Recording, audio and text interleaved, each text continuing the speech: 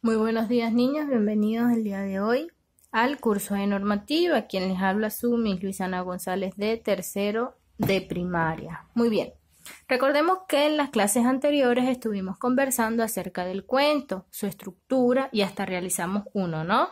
El día de hoy vamos a hablar acerca de la fábula, ¿sí? Y cómo está conformada. Entonces, en definición tenemos que la fábula es una narración breve y puede ser escrita en verso o en prosa con la intención didáctica, es decir, para entretener a la persona que la lee.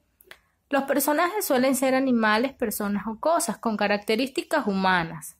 ¿Sí? En este caso, animales o cosas con características humanas. ¿Qué quiere decir esto? Pues que le pueden dar vida a estos personajes y pueden tener un diálogo. Los temas pueden ser de defectos y vicios humanos, como la mentira, la avaricia, la envidia. Crítica hacia los comportamientos y actitudes que pueden tener las personas, ¿sí? Esos comportamientos negativos. Muy bien. Las características de la fábula, la primera de ellas es que es fácil de leer y de entender, presenta diálogos, presenta escenarios naturales y los personajes son pocos. La estructura es parecida a la del cuento, sin embargo se le agrega una característica más. Veamos cuál es. Al principio se presenta la situación inicial. En el nudo está lo que es el problema o el conflicto. Sigue el desenlace y por último tenemos lo que es la moraleja o la enseñanza de la fábula que estamos leyendo. Entonces vamos a leer esta historia.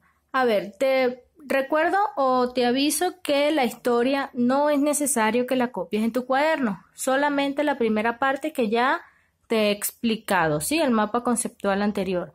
La lectura no es necesario que la copies en tu cuaderno. Muy bien, seguimos. La zorra y las uvas.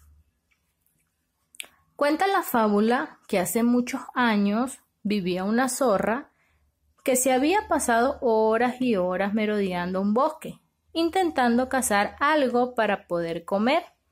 Llegó un momento en el que estaba agobiada y desesperada hasta que al fin la suerte se puso de su lado. Colgada de una vid, distinguió un racimo de grandes y apetitosas uvas. A la zorra se le hizo agua a la boca. Qué dulces y jugosas parecían. Pero había un problema.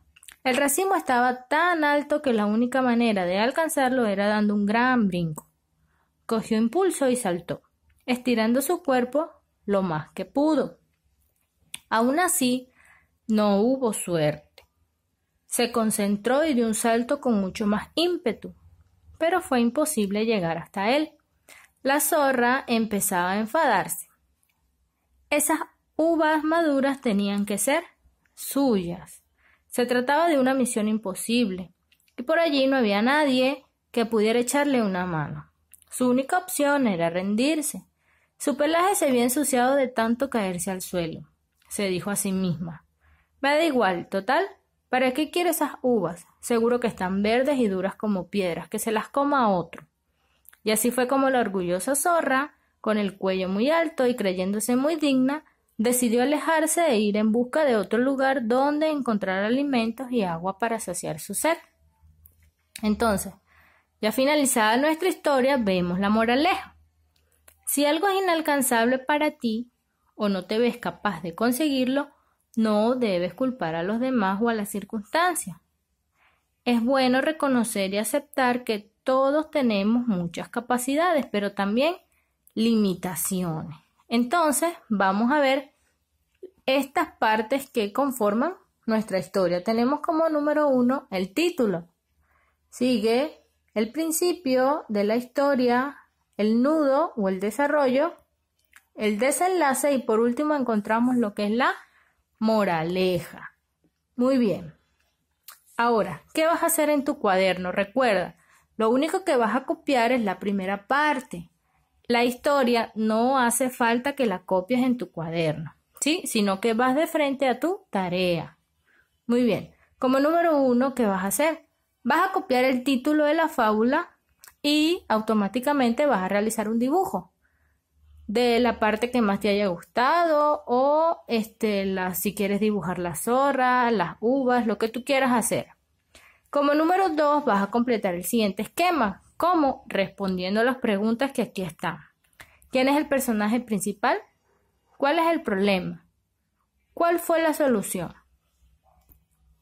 Y por último, vas a escribir verdadero o falso dependiendo de lo que se te está indicando. Por ejemplo, ¿esta historia ocurrió hace poco?